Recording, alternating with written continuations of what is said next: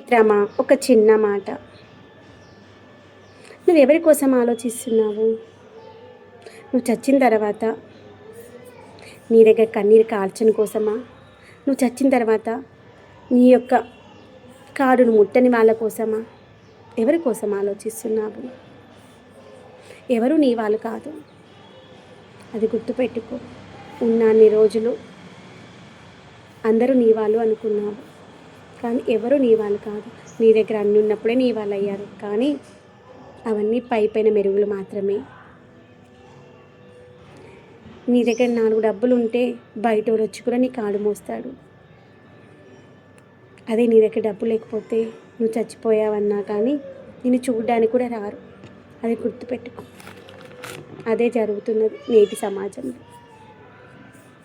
అంత డబ్బు వెనకాలే పరిగెడుతున్నాయి బంధాలు, మనుషులు, అనుబంధాలు, అనురాగాలు. ఒకప్పుడు సీరియల్స్లో ఉండేవి, సినిమాల్లో ఉండేవి నటన, కానీ ఇప్పుడు అందరి కుటుంబాల్లోనూ కనిపిస్తుంది.